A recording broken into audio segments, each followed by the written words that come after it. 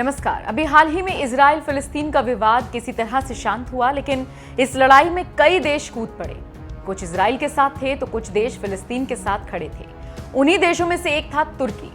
तुर्की ने ना ही बयान दिया बल्कि इजराइल के खिलाफ तीखा हमला भी किया।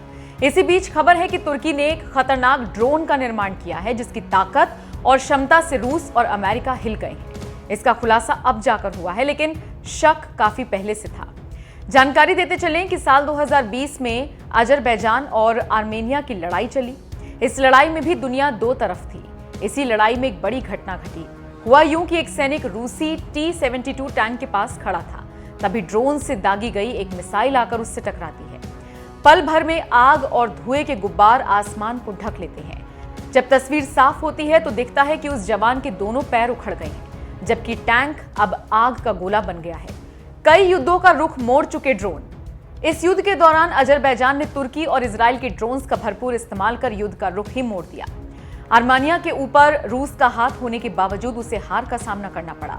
युद्ध में ड्रोन के इस्तेमाल और प्रभाव को देख अमेरिका और रूस दोनों हैरान थे। इस युद्ध के बाद दुनिया भर की सेनाएं दुश्मनों के खिलाफ युद्ध के लिए ड्रोन आर्मी को तैनात कर रही हैं, क्योंकि इसमें जान माल का नुकसान कम से कम होता है। क्योंकि ड्रोन उड़ाने वाला कहीं दूर बैठकर ड्रोन उड़ा रहा है, उसे तो आप देख ही नहीं सकते।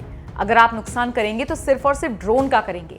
इसीलिए अब ज्यादातर देश ड्रोन से युद्ध लड़ना चाहते हैं। इसीलिए आज के जमाने में ड्रोन को युद्ध क्षेत्र के नए रणनीतिक और प्रभावशाली हथियार के रूप में देखा जा रहा है। अमेरिका, रूस और ब्रिटेन के कई सैन्य अधिकारी तुर्की और चीन में बने ड्रोन्स को लेकर गंभीर चिंता जता चुके हैं। ब्रिटेन के रक्षा सचिव बेन वालेस ने सीरिया में तुर्की के ड्रोन को लेकर काफी सख्त बयान दिया था।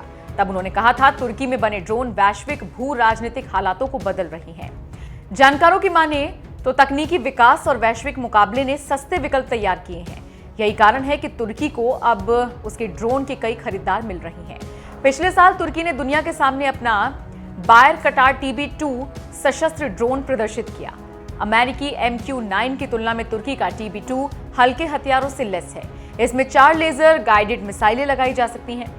इस ड्रोन को रेडियो गाइडेड होने के कारण 320 किलोमीटर की रेंज में ऑपरेट किया जा सकता है और इसीलिए अमेरिका और रूस चिंतित हैं कि पता नहीं तुर्की अपने स्वार्थ में ये खतरनाक ड्रोन किस किस को दे सकता है। इसीलिए अब इसकी काट खोजने के जुगाड़ में लग गए हैं। देखना होगा आगे क्या होता है। लेकिन तुर्की के ड्रोन ने अमेरिका और रूस की रातों की नींद हराम कर दी है।